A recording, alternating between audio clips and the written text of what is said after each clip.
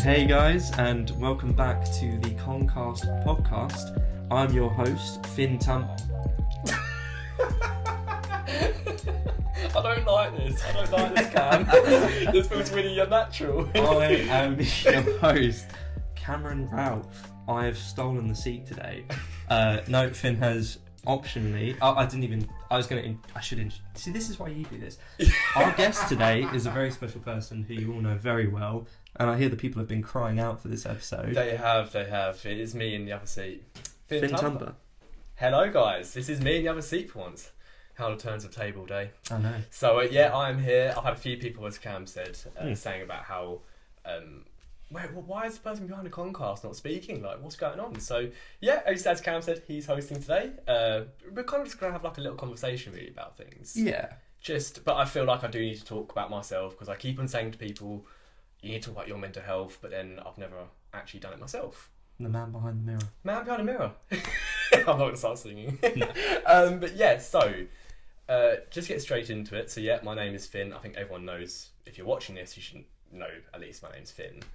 Yeah, there's nothing else to really say on that topic. So the big news I wanted to say straight away is something that I've been quite nervous about saying to even my close friends. I haven't told anyone this, by the way. I've only told Chloe, and my family know. But when I was 4 years old, I was actually diagnosed with autism and ADHD. Which I've never told anyone until... literally this weekend, and I'm very nervous saying this because Cameron's starstruck. It will start making sense as we go through this whole conversation. Yeah. There's a lot of things that you'll start piecing together, like, do you remember the unit at Minturn? It all starts making sense, doesn't it? Just for a bit of context then, to explain my reaction to that. Please, yeah. Obviously, that's the first time Finn's told me that. So that's the first time hearing that information. I told him I wasn't going to say anything until this happened. But I feel like we've had a lot of conversations around that topic, but obviously you've never said that, but we've shared sort of very similar feelings and stuff, and also said things about like, oh, I'm probably, And then I'm like, oh, I'm diagnosed. No, yeah. I'm actually diagnosed. Okay. So that's your reaction. So wow. Yeah, I thought I'd chuck this on you now. So first, sorry before you get started, but well done. Not that it's like a really big thing, like a really big thing to come out and say it. It's it's an everyday thing, but yeah. It took me a lot of courage, and so to go through, I'll tell you the whole story in a minute. Yeah. This is like a big bombshell. This is literally going to dictate the whole of our conversation with the rest of everything. So it all ties in. So probably the first thing you're asking as well, like obviously you said you're proud of me. The first thing that I want to say and address is why I didn't tell anyone. And not that I need to justify myself, but I think it's important that everyone knows why I didn't say it. Yeah. And the reason being, I think from a young age I didn't understand it, but I wanted people to know me as Finn, not as this person that's got autism or has ADHD. I didn't want to be like put in like a box with it and like, oh, you're the autistic one, or like, do you know what I mean? Like, I didn't want that. That is quite a big thing. Yeah, and I kind of kept it quiet. The reason why I've just come out now, actually, and Hannah, I know you're watching this or listening to this, but it's actually Hannah. So I was speaking to her at the weekend, and it kind of just, we were really talking about like, yeah, because I think it was on Saturday, but it just kind of came out naturally that I was like, yeah, maybe I'll tell her, maybe I'll tell someone. It's quite beautiful. I don't know if you've had this before, but when you're talking to someone that is a friend of yours, but it's outside of your like bubble, your friendship bubble, it makes things so much easier to open up with, because it's someone that doesn't know you very well, and they can't judge you because they don't know you. You've not known them for a long period of time as well. Exactly, literally. I mean, I haven't known Hannah that long. So it just kind of came out naturally, and I kind of said it to her, and I explained what I've just said to you about how like I didn't want to be chucked in a box with it. Didn't want to. And then she kind of, which is what gave me the impetus. She kind of went to me and said, "It's not like you're being put in a box. Like, you shouldn't be ashamed of it though either. Absolutely, you shouldn't be ashamed of it." And I was like, "Yeah, you got a point actually. Yeah. Like, as much as I like didn't want to tell people, I shouldn't be hiding it either." And like, it's the yin and yang of it. It's the two sides. And I was like, yeah, maybe you're right. So again, I was around Chloe's. What day was it? Sunday night. So it's the next day. Yeah. Because you were at Thorpe Park. Yeah, I was at Thorpe Park. And again, obviously, I know Chloe literally was on episode 2. She explained her autism and stuff, and I was talking with her family about it all, and I think it was Chloe's mum that actually already knew. Like she went to me. Yeah. Her radar is unbelievable. Yeah, she's got a very good radar. I've had a lot of people say that of ADHD. That isn't a rare thing, and it's usually people that have ADHD themselves that go, "You've got ADHD, don't you, Finn?" I'm like, maybe, but it's a very big thing. The same with Chloe as well, because Chloe, who was on episode 2, she said since she got diagnosed, she could see it in other people, and knowing the signs herself, she could look at other people and be like, okay, I can see that in other people now, and it's a lot more obvious to her because you understand it. Yeah, because you'd be told yourself. How interesting. I'm really bad. My ADHD radar's not good still. I've literally got it. But interesting. Yeah, Chloe's got a really good... I do get what you meant when she said that. Should I tell the train story? Why the train story? When I bumped into Chloe. Yeah, Chloe won't mind. And if she does, we can cut it. But like, no, it's a really funny dynamic. It's an interesting standpoint because I've talked to Chloe about this quite a lot because I would like to get tested myself. Yeah. Because Chloe did say to me, I bumped into her after a long time of not seeing her on a train just passing through. Very random. And we just stood and talked for this whole train journey. And afterwards, she just basically said all these different things that she saw in me, and she was like, have you ever thought about like testing or doing that? Because she was like, I saw this and that, and she spoke to me about this as well, and there's a possibility. Sometimes sometimes I don't think you can relate everything to it. You can't obviously self-diagnose yourself and be like, oh, well, you know what, I relate to that, so I must, because that's also something that people do, which kind of gives it a bad rep, doesn't it, when 100%. People start going around and going like, oh, I'm this, and it could be worth it, Cam, because I'm gonna be honest, like once I told Chloe, she was thinking like, oh, maybe Cam could be, there's signs, because like you say, she like, it's interesting, so it's just really funny, that story, because like you hadn't seen each other for months, and she was kind of like, you're autistic. That's kind of how it felt, was it? Or that's a bit paraphrasing it. Yeah, to some extent. It wasn't that crazy, guys, but that's how it felt when he said it. I do think since then as well, because after she said that, there was a few things that I was sort of like, well, maybe that would explain that. Yeah. But I do, from a general standpoint, I would like to know that sort of thing, because I think it would change my perspective on things, but in a good way. 1,000,000%. Yeah, because there are things that I do that I'm just like, why? Yeah. One thing to really put out there as well, to you guys as well, if anyone's obviously got autism, I can never word it right. It's not has autism, because it's not like a disease. It's like if you're autistic, that's the best way to word it. It's not always like it's not a disability. It can actually be very much a superpower. People think like, oh, we've got autism, that might means you've got learning difficulties. It's very much a superpower. So if anything, Cam, if you did want to ever get tested one day, and let's say you did, it's like you said, it's a very good thing. It's like a superpower that actually you understand the way you work better, and then you start to kind of deal with things better and easier. Yeah. So it could very well be worth it. Back to no, it's fine. The story behind it was that I said to you, I was 4 when I was diagnosed. I think I was roughly 4, and when you're 4 years old, you don't understand anything. I don't even remember it. No. Quantum physics. Yeah, I know that now, obviously. But when I was 4, I was at St. Peter's. Actually, I was at St. Peter's. That's why I know. Obviously, I mention people's names, but I know more people because of St. Peter's, and it's. Anyway, I went to so many schools. So I went to St. Peter's when I was I joined at reception, year R. And I don't know the full story, and I don't want to say the wrong stuff, because it was my mum that told me this years ago. Okay. But basically, I was like quite a shy, reserved kid. Would you believe it, guys? I can't stop talking. I can't stop talking now. But I was really quite reserved. I didn't socialise. And for those of you that don't know, autism is it affects your communication. It's a disorder, I say comma, disorder, that affects your communication skills, whether that's non-verbal or verbal. It just affects everything in the way you talk. It's a spectrum as well, so there's many different ways of the spectrum. there's no two autistic people that are the same. It's a very, very different thing, as you know, and obviously Chloe's explained in episode 2. Yeah. It sounds like Star Wars, doesn't it? Episode 2.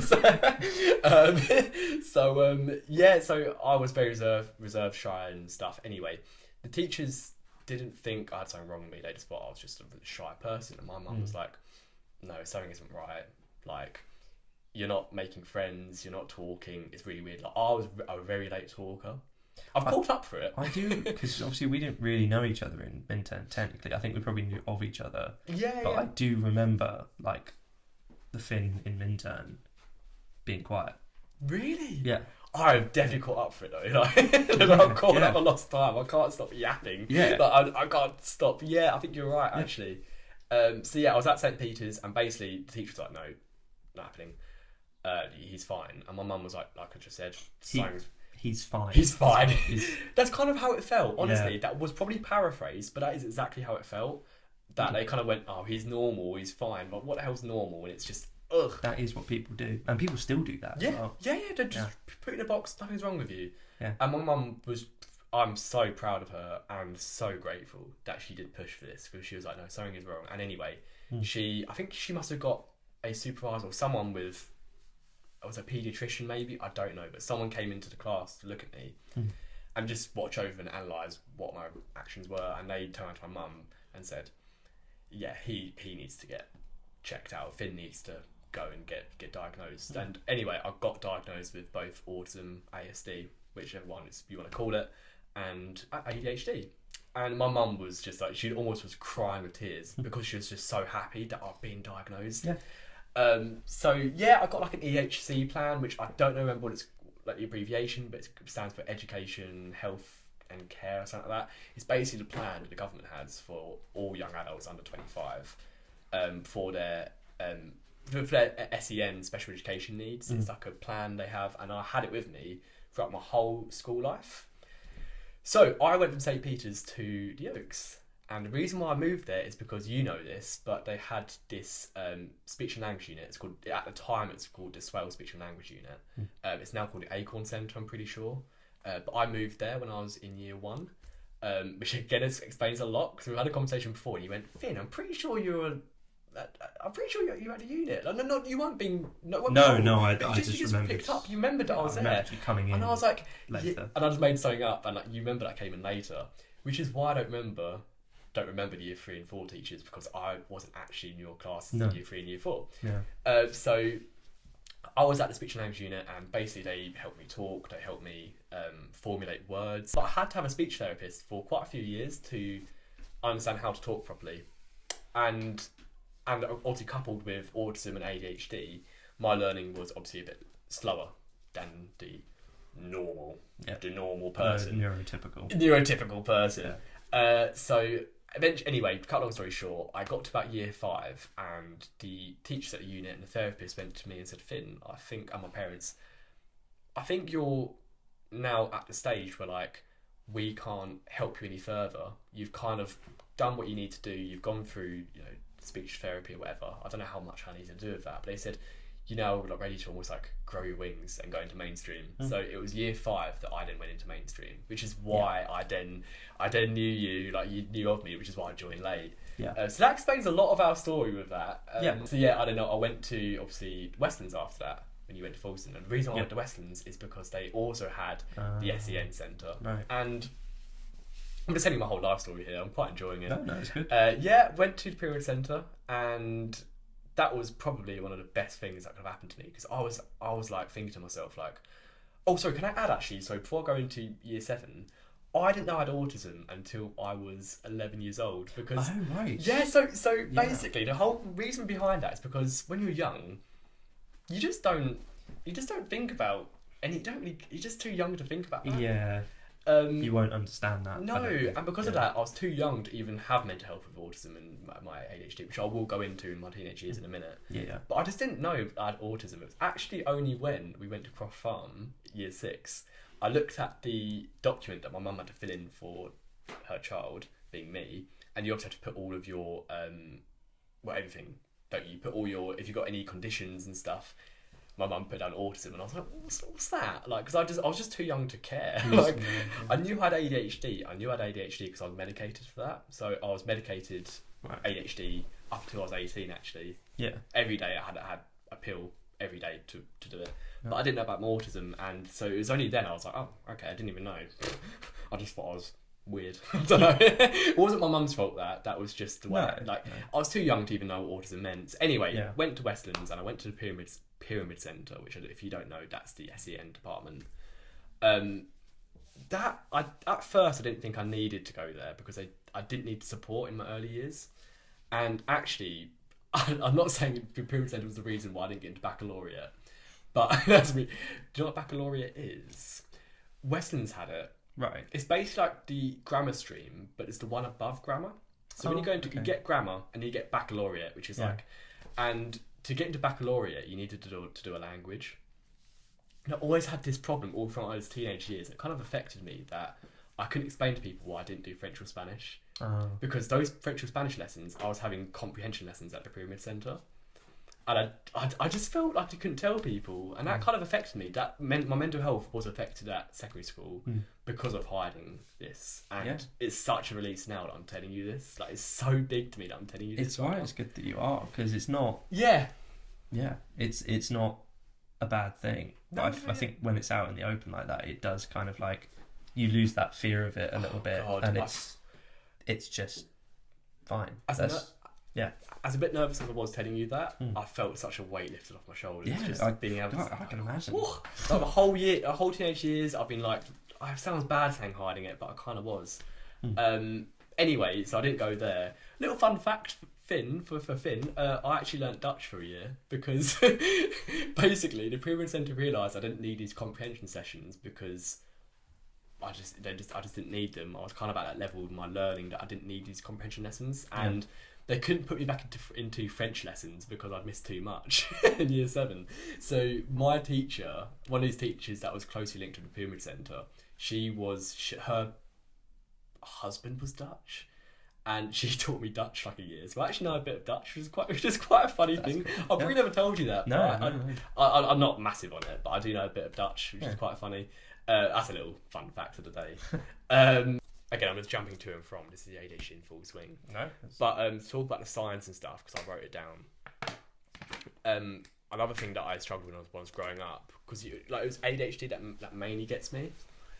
But the autism, I also feel probably does affect me, but I just don't realise it. And I feel like a lot of the signs of autism affected me when I was younger. So, for example, when I was... I must have been living on the island at this point, so I must have been like 8 or 9 years old. My mum bought me and Connor 2 t-shirts, and my one said, I have autism. And the second one is quite a funny thing about it. The second one, which is what Connor wore, was my brother has autism. And then you think to yourself, like, what the hell?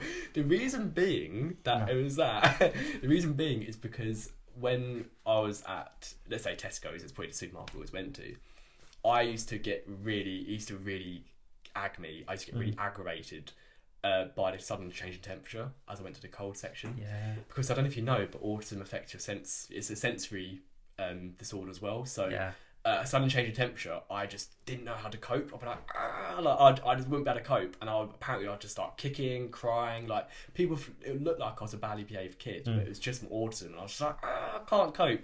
And I don't do that now. Well, maybe if Chelsea lose. but yeah, I used to apparently get into the cold aisle at Tesco's, wherever, and I used to just have a massive meltdown. And we wore those t-shirts, just that people around us knew, I'm autistic.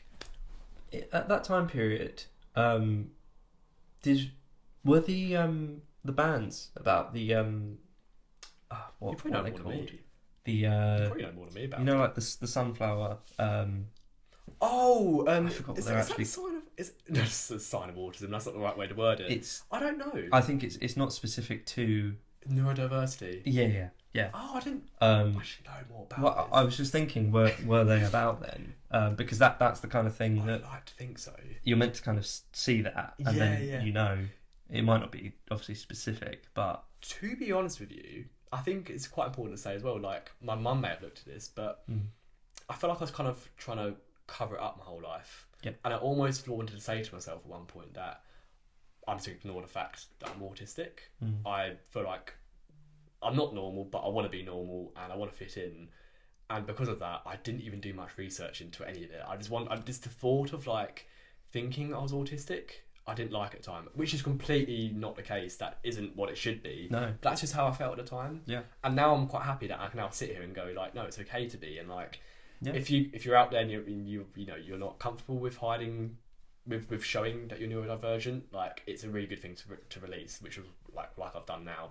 But I didn't know about the sunflower then, and I'm still not really clued up about neurodiversity actually, because of the fact I've been trying to like push it under the carpet my whole life. But that could have been really good as well. I think my mum, if my mum was sat next to me now talking, like she'd probably tell me so much more. I know a bit of it, just stories she told me. So that's my story. I think to move on to mental health as well. Obviously, you can add your own stuff in it, obviously as well. Yeah. But to move on to like my mental health now with this, obviously when I was a kid, as I said a minute ago, it didn't really affect me that much with my mental health because I was just too young to understand anything. Yeah. And like I said, at school, I was trying to like hide it quite a lot, which I wish I didn't do, but I'm happy that I'm doing it now. Like I shouldn't have any regrets, but I'm happy I'm doing it now. Yeah, it was covering up that I struggled with, and like I said to you as well, so I'm repeating myself, but it wasn't the autism that affected me as much because I now can communicate all right. I think I think most people. Actually, it was written in my EHC plan. I remember it really well, and I've still got the piece of paper. The person that was because each school have their own SEN person that you have meetings with. So I used to have meetings at Fulston for my SEN. Right. I used to also at sixth form. I used to cover them up. I remember like being in finance with Jack. I'm not going to ask him if I can mention his name. It's only Jack, isn't it? You're being name dropped, Jack. You're being name dropped. You've got no choice. But I'll be like, I remember I was in a class with Jack in finance, and I got pulled out of lesson to have this SEN meeting, and I think I made something up. I was like, it's just. But I remember in one of these meetings that the person that the teacher that was assessing me was kind of like, sometimes it's you don't always realise that Finn is autistic and has ADHD. Sometimes you think he's a normal person, which I didn't mind, but some people forget that even like my mum forgets, and I think people forget in my life because I can talk to you and I can communicate. Almost similar to Chloe in a way that you don't look autistic. We go back to episode 2 if you want to hear more about that. I did wonder. I was going to say, do you think maybe if you watch this you won't get it as much? But no. I feel like that happens quite a lot. Would you say when you get the? Well, I would have never known. We'd never known it. And Yeah. of course, that teacher didn't mean to. That teacher. No. I didn't take an offence to it. If anything, it made me think. I was like, yeah, maybe it was more in the way that I spoke that they said that, and I appeared. It's tendencies, isn't it? Yeah. It's obviously when people say you don't look autistic, which is when like that's wrong. You clearly don't know what you're on about. There's not a look. There's no look to autism. Like it's anyone, and autism didn't affect me as much from my mental health, other than the fact it's covering it. My ADHD does, even to this day. Yeah. The ADHD is a really big one for me, and when I was younger, in my teenage years, I was medicated. I had medication, and that kind of was. I don't know if it's a stimulant or whatever the opposite is of a stimulant, or maybe it is a stimulant and it kind of knocks you down. I don't know which one it is, but I had medication and that kind of just dulled it down for me because my brain is just like, whoo, it's 100 miles an hour. I think the best way to describe ADHD for someone that doesn't have it and wants to understand it a bit more, there's this thing I always say, and I said it to my old work boss, because my boss knew I had ADHD. It's kind of like you've got, I'm trying to think of an internet browser. Edge, Microsoft Edge. I could think Chrome. That took me so long to think about. And Internet Explorer. Internet Explorer. Oh god, that's a bit slow though. And then again, I'm quite slow as well. So yeah, Internet Explorer, and it's like having like 20 tabs open at once. You don't know which tab you're on. Yeah. There's music playing on one of them, and you can't figure out which one's playing music, and you're trying to flick through. You're like, I don't know which one it is. There's music playing, can't find it, and there's tabs closing by the second, which is important tasking to do that day. That's how I describe it. That's what ADHD is like. You've got so much going on in your head. It's all racing around. You can't find what you need to prioritise. You can't find where the music's playing, and you're losing it all. That's such a good way of I don't think anyone's ever told me that. I think that's the way that I describe it myself. That's how I find ADHD as, and which is why I think if any of you guys have ADHD out there, I might plug a few apps actually, and I'm happy to because this is not a paid ad. That is such a good idea. This is not a paid ad, but I use an app called Timo. It's not as in Timo Werner, like TIIMO. I don't know what I said that. But it's an app that basically it imports events from your calendar. So if you write something in your calendar, it puts it into this app, and you can also add your own tasks for the day. And if you can put as well like how long you're going to have a task for. So say podcast, what we're doing now, I might put an hour and a half in, and then you also then have to tick completed on it, and it's like a to-do list, but it's just like on steroids. Consistent. Yeah. So it's just like crazy, like you say, consistent.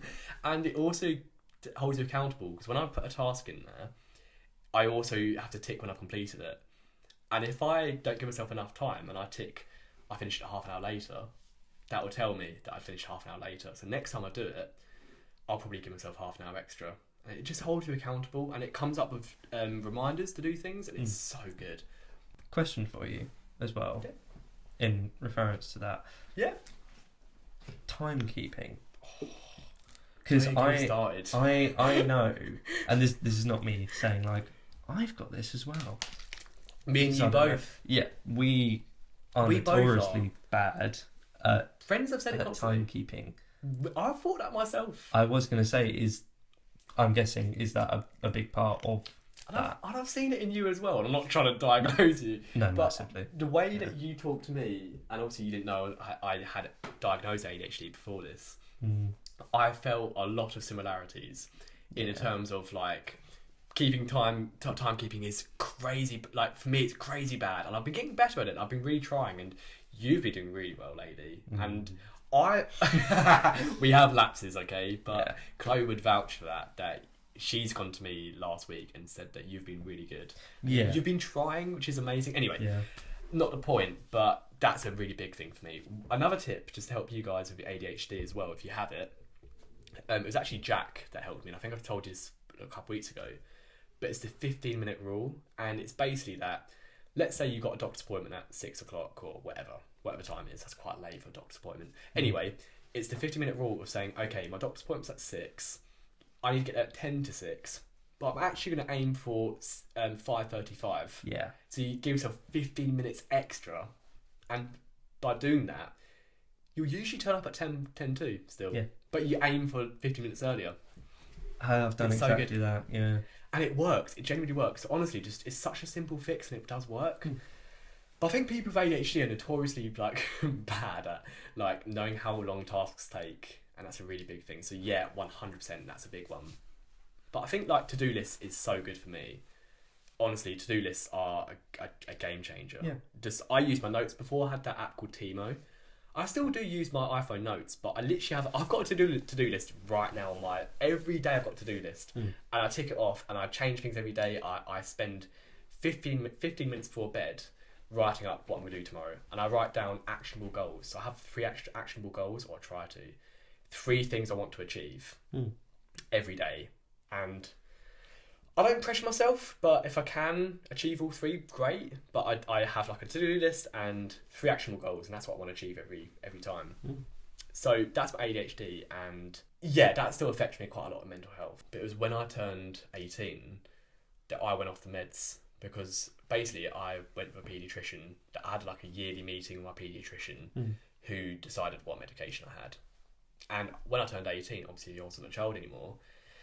And it would have cost me like a certain amount of money. I think it's quite a bit, and I'd have to see someone in London just to keep taking my meds. Right. And my mum took the decision of like, I just can't do it. Like it just wouldn't make sense. I'd take time out of work, so I stopped taking meds. And it was a lot changed in my life when I turned 18. Connor passed away, which obviously affected my mental health massively, coupled with going off meds as well for my ADHD. And my whole life changing, I was working and stuff, really messed my head. So yeah, talking about when Connor passed away, I feel like my ADHD as well and everything, and this is the way my mental health was. When Connor passed away, my coping mechanism at the time was to just go out every every week. I don't know if you remember, but Yeah. we were doing a lot of stuff with all our friends. Like I was at house parties or at clubbing. Like most 18-year-olds, this is what we do. Like Just going out. you just go out, and I kind of ignored what happened with Connor. Yeah. And obviously I was off my meds, so like my whole brain was just quite jumbled anyway. And my coping mechanism was just to stop my brain from this. I'll just go out. Outside, out of mind. Just spot on. Outside, out of mind. And I think a lot of people can relate to that with grief. I just needed just to get out there and just, So I was out every week. Didn't really go through the grieving process properly. No. Of like, acceptance, denial, blah, blah, blah. It was when COVID hit that I kind of sat down and went, oh my God, like Connor has passed away. And my brain was just going on like at 200 miles an hour. And I was just, blah, blah, blah, blah. I was fine. And I spoke to my mum and I spoke to people about it and I was okay. But that was quite a tricky time for me. And I feel like I don't have any regrets because it's brought me here where I am now. I don't have any regrets because I wouldn't be sat here right now talking about this if I did things differently. No, yeah. Sometimes I think to myself, like, I wish I did come to terms with it earlier than COVID because that wasn't good to have all these feelings rush at me at once. Yeah. I think we can both relate with grief in that sense. I feel like sometimes you just want to just get out. You just want to ignore it and just pretend it didn't. Almost like it didn't. Not like it didn't pretend it did not happen, but you just want to push it to one side and go like, I need to carry on my life, and I wish I did approach that differently. So in general, I'm okay though. My mental health's okay. I think very, very recently, talking about mental health, quitting my job in April. Yes. Again, just to bring it back to the ADHD. But I was. No, you can carry on. I was going to ask you about that. Actually. No, it's fine. You can tell me a minute. Yeah, you go for it. No, I was just going to say, obviously, having that job, that was quite a lot of structure, wasn't it? And leaving that, because I know you said after you left a couple of times. Like a book. You're true, yeah. Well, I know after you left, that you was telling me a lot that like you were really trying to stick to a schedule, and I noticed you kind of beat yourself up quite a lot if you woke up a little bit too late, even if it wasn't that much later. I noticed you were very like, oh God, I woke up at this time today, and I was sort of like, well, it's not that late. But then I was like, oh no, but it was though. Yeah. And I think that could be an autistic trait of like, when things don't go the way you think it should, you start going overboard with it. Yeah. I remember speaking to Chloe's dad about this, and again, I hope he doesn't mind me saying it, but he said a very similar thing to us at the weekend. Do you remember when he said about how like people wouldn't understand like why are you getting so angry about that? Like you just see the world differently, and you just kind of approach things differently. So like to me, I was really beating myself up. You're right. I was like, oh God, I'm getting up like an hour later than I used to. It's like 8 a.m, but that's awful for me. I'm now getting up a lot later, but I'm getting better. But I did kind of like, because a lot of structure of that. You're completely right. And I think that's perfect to follow on what I was about to say, because I haven't had a lot of structure, and because of that, those actionable goals and those to-do lists haven't been working as well, and I haven't been writing them down every day, and I haven't had any structure. And although I'm not a guy that loves routine, but it's easier way of being able to reach goals if you have a slight routine. Yeah. If you kind of approach a day with like, I'm going to achieve this, and you do it with a routine, it's so much easier to get. So I struggled with that, and I feel like, obviously, I still haven't got a job, actually. I haven't got like a full career yet. And it's 6 months down the line, which I'm not going to beat myself up about. You've been looking into things as well. I have, yeah. And I've got little things, going on, and different side hustles, which is really good. But I feel like because of my ADHD, and I don't say because, I'm making an excuse. It's a factor. It's a genuine factor that affects my prioritisation skills. And I struggle to prioritise things as well. And because of that...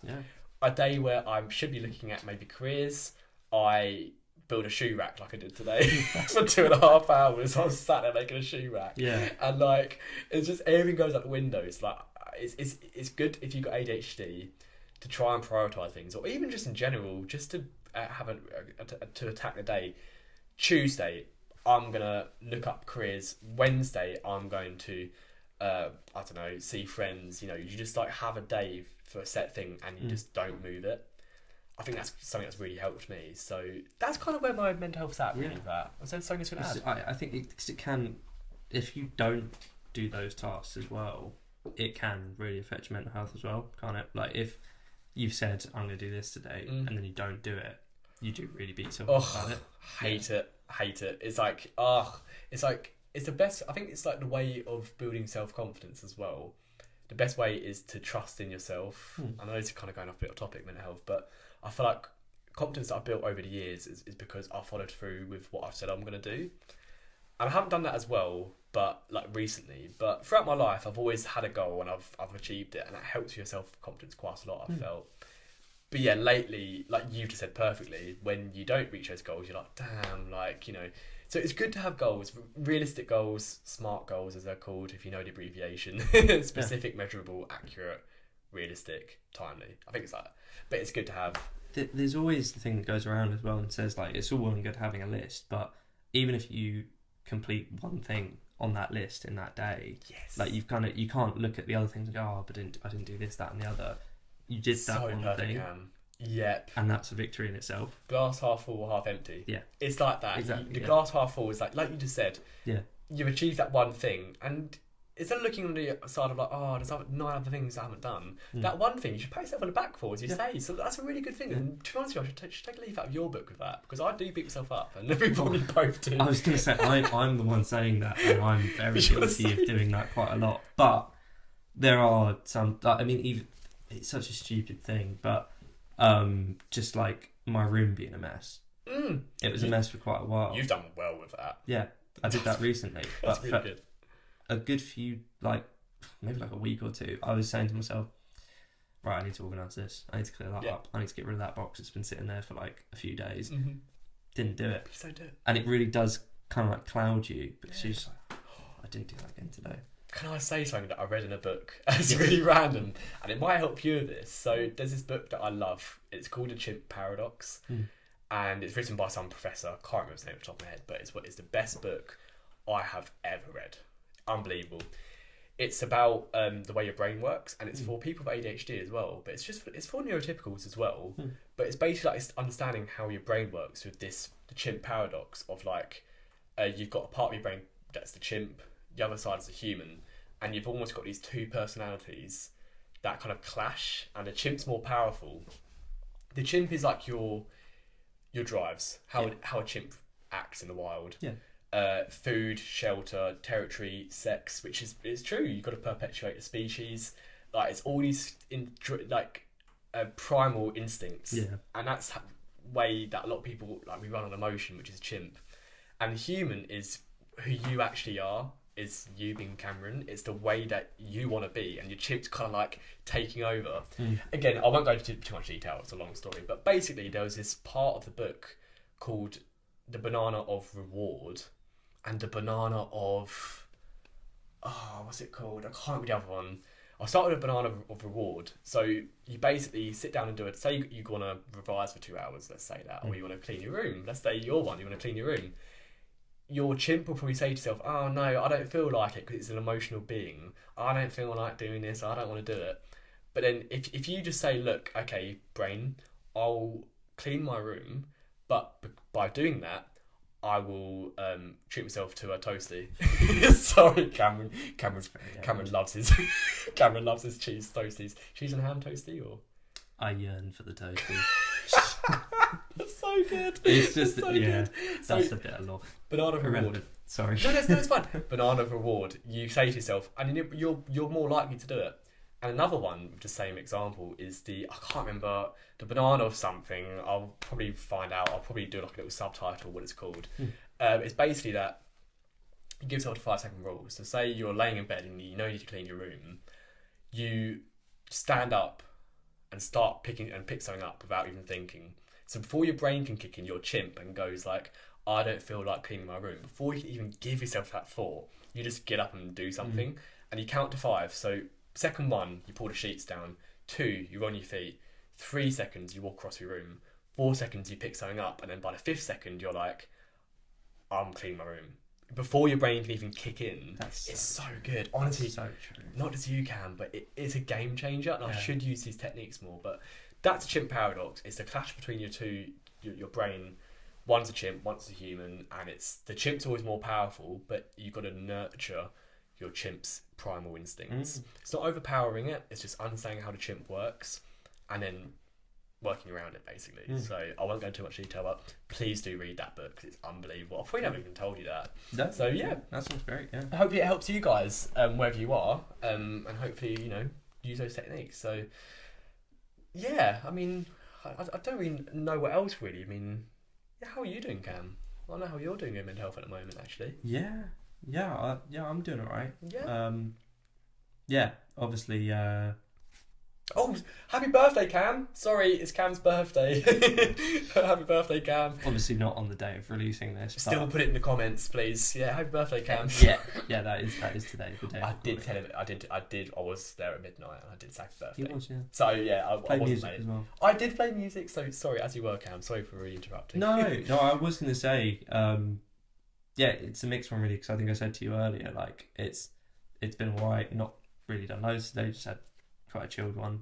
Which is nice. Gonna go out and get some food after this as well. Just Woo! sort of just played it easy, but on like the topic of grief and stuff like that, I think it has been.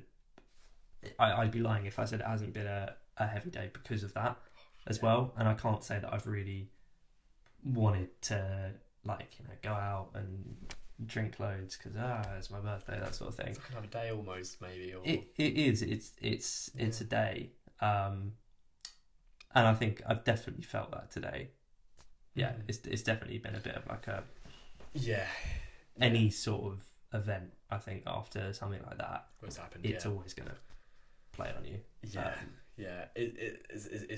lovely. Obviously the present that your parents got you. I mean, it's so nice. It's such a lovely touch, and I'm proud of you, Cam. I feel like, you know, it's been a crazy year really, and you've done well to be swimming at the moment. Actually, you know, you've done really well. But I'm happy that you're okay. But I think it's good to have your friends around you as well, though. And I feel like you felt a lot of love today. I hope at least. Yeah. I mean, I've tried being as best I can with responding and stuff like that. But it's I tricky. think, there's been a few points today where I've just kind of like put the phone away and just kind of just blinked out for a while. It's a good thing to do. I think I think, like I said on the first episode, it's one day at a time, and it's one event at a time. One event at a time, day by day. But yeah, like I said, I've been quite happy today to just kind of like not make a big deal out of it and just not really do much at all. Just I've not really felt like it, to be honest, either. To just be, and I think, like you said, you've just kind of been seeing like close family and close friends today. Yeah, just had a bit of a chill one. We'll do some more stuff down the line, but I think on the day it's a weird feeling. It's not a very nice feeling, I don't think, as well. No.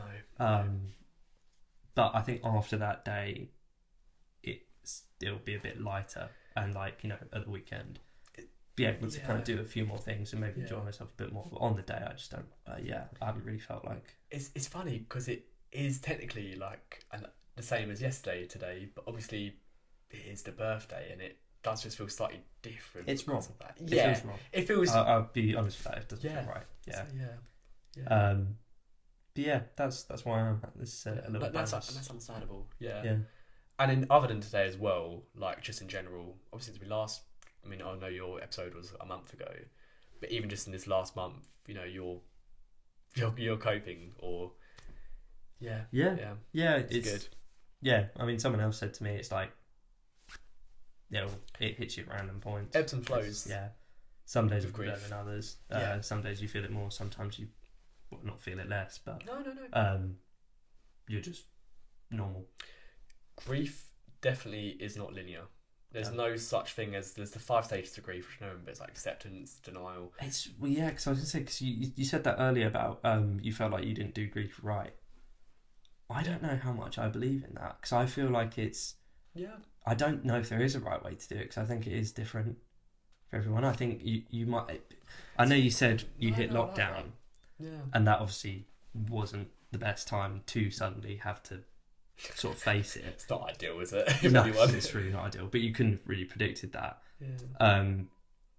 But I think, you know, you get people come up to you and you go, "Oh yeah, you're in denial or you're in acceptance, and it's just kind of like, I'm not going to swear, but it's like... I was thinking the same thing in my head. I'm like, F off, like... Yeah, basically, that is the feeling. Because I don't know if you can really... Yeah, fair enough. You probably will show those different things at different points. But I don't think you can really pinpoint on somebody like, oh, they're in denial, or, oh, they're in acceptance. I think it's different every day. It is 100%. And it's only now you've said that made me realise that actually you jump between... It's almost like a big triangle when you kind of bounce between the different things on different days, and things happen at different times, and you're in a bit of denial. And like soon after my brother passed, it was exactly like you said. Like, although I didn't go through it, like I said, there's no right way. You're very right. You could do it backwards. You could do it. You're completely right. And actually, maybe I need to take that in and actually accept that in itself, because you're right. And like, when I was at work, I remember not long after my brother passed, it'd be like, sometimes I'll be like really deep in work for a few hours, and then I'll just kind of come up to the surface and go like, oh my God, like my brother passed away a week ago. Why am I at work? Oh God, yeah. Like, it's just stuff like that. And then even like a few months down the line, I'll be like, I don't know, I'll be bowling or something, I don't know, gone bowling with friends, and I'm like, oh my God, Connor's not here anymore. Like, it just kind of just hits you randomly for no reason. So randomly. And that's the acceptance over a long period of time. Yeah. Coupled with denial of it, and like anger's another one they say about like the what ifs, you know. I think we can all, we can all with grief, you know. I think me and you can both kind of really talk about like anger, denial of the whole situation, and it, like you said, it just comes and goes. So it's actually quite comforting hearing that, Cam, actually, because I haven't really been able to talk to anyone else, close friends wise, about grief really. And sometimes I don't feel as comfortable talking to people, and I feel like me and you, we kind of do overlap with that. Yeah. It's not, I wish we didn't have to. No. I wish we didn't have to. Yeah. It'd be nice if we didn't. But it's not almost as well with grief. It's like people think, oh, you go through all 5 stages and then you're fine. You're not. Grief never leaves you. And as you perfectly said in the first episode, why would you want it to? Why would you want it to? Yeah. It's a part of you, and it is. And you carry it, and that's kind of a nice thing that you carry it. Sometimes not the best of things, but yeah. Another person I'm going to mention, and I do need to ask them, God, I'm going to have to scour through this podcast. Luke, you know Luke, obviously, he spoke to me about grief, and he had this really good way of talking about the way you deal with it afterwards. And he kind of said, like, the grief that you've got, I think I said this to you earlier, but he said, it always stays in your heart, it's always there, but in your heart kind of grows, and you kind of fill your life and heart with more love. And it doesn't make it any easier, but you kind of learn that it's there, and you just kind of accept that it's there, and you kind of fill your life with love and experiences. And for me, that made me realise, yeah, that's true. You kind of learn to deal with it. It never gets easier, but you just learn to deal with it, I think, and you learn different ways, and it's different for different people. Yeah, it's different coping mechanisms you gather over time. It's just ways, like you said, to kind of expand that heart around it, and you don't make it smaller. You don't make the grief smaller. You expand around it. You grow with it, and then you kind of learn that way. So that's just how I kind of view grief. Yeah, that's a good way of looking at it. Yeah, it's crazy, but I think that's me open to the public. Yeah. So, was there anything else you wanted to really add, Cam, at the moment, or No, not really. It's hard when you're on the spot, isn't it? You're kind of thinking, oh, is there anything else? Yeah, I think the only other thing I was going to mention at one point was about burnout and stuff like that, but I feel like we might have actually covered that. Kind of. We kind of brush on it, because that's a big one with me with ADHD. Yeah. Burnout, hugely. Actually, I do want to talk about that, actually, because I've realised recently that's affected my mental health massively. Yes. And I punish myself. I don't mean to punish myself, but I sometimes compare myself to people, like, I'll just be really open, I don't offend anyone. But obviously, like, my job wasn't, like, the most strenuous job in the world, and I left it. And there's people working, like, 80 hours a week. And I kind of think to myself, like, I felt like I experienced burnout with the work. Working at my work for 5 years, I want to say I worked at a great place. It wasn't the job. It wasn't the place I worked. They were lovely. I wanted to say that. It was me personally that I wanted to leave. And I kind of, like, punished myself by I felt like I had burnout, But then I just kind of like, I don't know, just dilly-dallied a little bit, and I still do. And like, I kind of punch myself for like behaving in that sort of way, that I kind of left my job and I've just been relaxing. And I feel guilt that I haven't started work again because of this burnout. I don't know how you feel with burnout. I mean, you've experienced it in many different ways, haven't you? That's just the way I have. I had it today, actually. Oh, really? Yeah. Just with things going on, and you just kind of like, you just don't want to do anything, do you? You just want to just... Yeah, I think Chloe kind of realised, probably. Oh, okay. Yeah. Just because we'd just been out, and then me and Chloe went to Costa, and then we were sort of walking back from there afterwards home here. Yeah. And I just sort of said like, oh, yeah, I just feel really out of it. I just felt like kind of just tired at first. Had a bit of a headache as well, but I just did notice I was very like irritable, and I didn't like. Actually, it's funny because you said about temperature. It got warmer because it was colder this morning, and then it got warmer, and I said to Chloe today, I was just like, why does it have to get warm? Like, why has it suddenly got to get warm? And I was suddenly really uncomfortable. Your dad was saying the same thing. It's like, what the hell? I'm just getting used to the fact it's winter. Like, why is it getting warm again? Yeah, it was really like burning me out in a way, because I was just like, I just want to go home and just like, just be like, just sit down. Yeah. I said like take my shoes off and just kind of like zone out, and I did zone out completely for quite a while. Good. Yeah, it took me a while to kind of get sprung back into it. Did you have a bit of time by coming back from Costa and actually doing this podcast? Oh, okay, that was good. And I wanted to kind of recoup myself before this anyway, but so with burnout, I've actually decided recently, and it might be trickier when I do have more work lined up and I am a lot busier, but I want to have a day where I've got a friend, I won't mention their name, that told me this idea. Basically it's like to have a day strictly for just doing nothing. Yeah. Just nothing at all. Your to-do lists and your actionable goals that I spoke about earlier, nothing at all. You just don't do anything. You play PlayStation the whole day. I don't know whatever you feel to be with happiness. Like for me, I love like playing the guitar. I used to play piano. I do still, but I haven't done it in a while. But it's just things that just bring you happiness. And I like gaming. I do like gaming. I've got my PlayStation. I like playing games every now and then. I like going for runs, gym, like just things that just bring me happiness and just push everything else away and go like unapologetically, I'm just gonna be me today. Yeah. And I want to do that going forward, because that helps a burnout. Because if you can just have a day where you just even just plonk yourself in your bed for the whole day, if that's what you need to do to get over it, then do it. So I'm gonna try doing that, and maybe you guys, I don't know which camera we're looking at. Maybe you guys, I'll just look at both. If that could help you if you experience burnout. That's just something that I've kind of felt it's a good idea, just to give yourself a bit of time. It doesn't have to be a full day. It could be just half an hour or an hour, or however long you need, just to be unapologetically yourself. So that's how I kind of feel. So I think I was going to say on the topic of like, especially feeling guilt for the whole work thing as well. I do feel that as well, because I know obviously I'm self-employed. You know, technically freelance, I guess. You are? Yeah, I'll say that. Freelance actor. With agent, but that's cool.